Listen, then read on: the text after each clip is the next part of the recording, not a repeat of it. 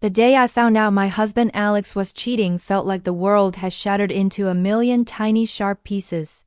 We had been together for 10 years, married for 7. I thought we were happy, building a life, a future. But that illusion crumbled with a single misplaced text message I saw on his phone. It wasn't meant for me. It was a love note to someone named Chloe, complete with a heart emoji that felt like a punch to the gut. My first instinct was to scream, to throw his phone against the wall, to confront him right then and there. My hands were shaking, and a cold dread washed over me. But then, as the initial shock subsided, something else took its place. A chilling, clear-headed resolve. I wasn't going to break down. Not yet. I was going to be smart.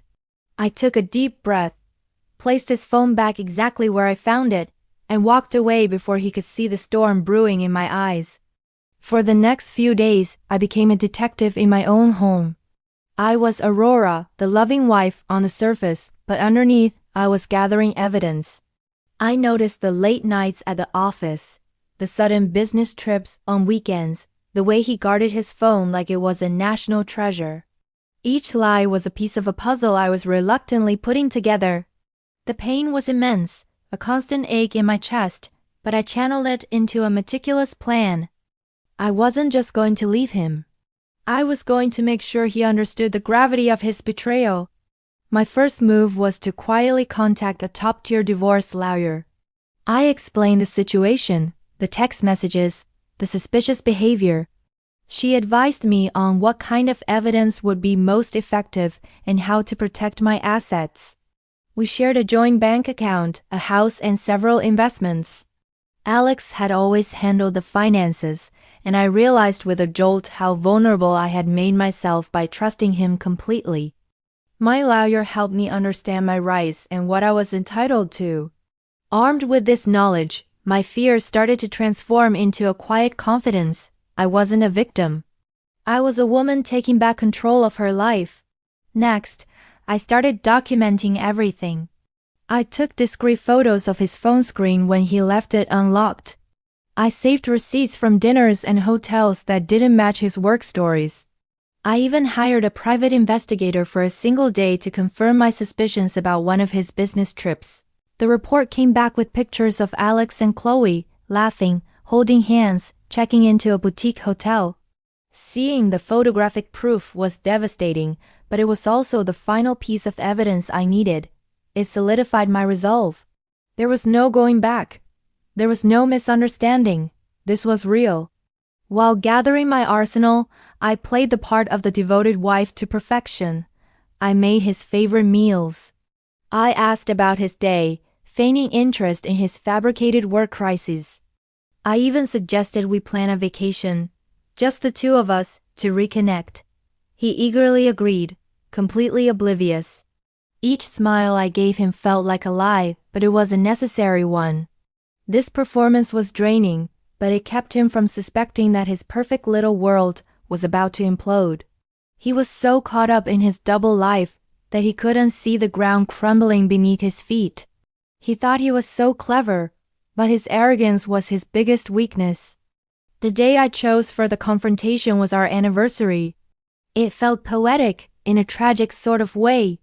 I had booked a table at the fancy restaurant where he had proposed. I got dressed up, did my hair and makeup, and looked at myself in the mirror. The woman staring back was not the shattered person I was a few weeks ago. She was stronger, more determined. When Alex saw me, he smiled, telling me how beautiful I looked. The irony was suffocating. He handed me a small gift box, and inside was a necklace. It was lovely, but it felt hollow, a meaningless gesture. We ordered our meal, and he started talking about our future, about growing old together.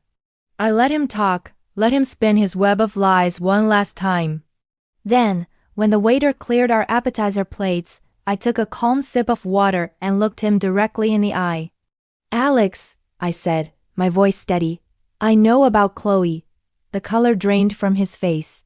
His confident smile vanished, replaced by a look of pure panic. He started to stammer, to deny it, but I didn't let him. I calmly slid a single photograph across the table, a picture of him and Chloe, kissing outside that hotel. He stared at the photo, speechless. The bustling restaurant around us seemed to fade away. How did you get this? He whispered, his voice trembling. That doesn't matter, Alex, I replied. What matters is that you've been lying to me for months. You've disrespected me, our marriage, our entire life together. He tried to apologize, to make excuses, saying it was a mistake, that it meant nothing. But I wasn't listening to his excuses anymore. I had heard enough lies to last a lifetime. I placed a folder on the table next to the photograph. These are copies of everything, I said. The texts, the receipts, the PI's report. My lawyer has the originals. His eyes widened in horror as he realized the extent of my knowledge. He understood that this wasn't just an emotional outburst. It was a calculated move. Aurora, please, he begged, reaching for my hand. We can fix this. Don't do this. I pulled my hand away.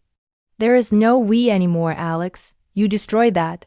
You made your choice when you decided to start a secret life with another woman. I stood up from the table, my head held high. I've already filed for divorce. You'll be hearing from my lawyer. I left him there, sitting amidst the ruins of the life he had so carelessly shattered, with the bill for our final bitter meal on the table. Walking out of that restaurant was one of the hardest and most liberating moments of my life. The divorce was messy, of course. Alex tried to fight, to hide assets, to play the victim. But I was prepared. With my lawyer's guidance and the mountain of evidence I had collected, he didn't stand a chance. The settlement was fair, more than fair to me, because I had the proof of his infidelity and financial misconduct. I got the house, a significant portion of our savings, and most importantly, my freedom. I sold the house we had shared, filled with too many ghosts of broken promises, and bought a smaller, brighter apartment for myself. It's been a year now. Rebuilding my life hasn't been easy. There were days filled with tears and nights where I felt completely alone. But slowly, piece by piece, I started to heal. I reconnected with old friends, I threw myself into my work, and I discovered passions I never had time for when I was busy being Alex's wife. I started painting again, something I had loved in college but had let fall by the wayside. I traveled, not on a fake business trip, but for myself, to see the world through my own eyes. I learned that my happiness was not dependent on anyone else. The other day, I heard through a mutual acquaintance that Alex and Chloe had broken up. Apparently, the reality of a relationship built on deceit wasn't as glamorous as the affair. A part of me felt a small, bitter sense of satisfaction, but mostly I just felt nothing. He was a chapter of my life that was now closed. His story was no longer intertwined with mine. My story is about resilience, about finding strength in the deepest pain, and about a woman who refused to be a victim. I took his betrayal and turned it into my liberation. I didn't just turn the tables. I built a whole new table for myself, one where I'm the one in charge. And let me tell you, the view from here is beautiful. Thanks for listening to my story. If you're going through something similar, remember your strength and know you're not alone.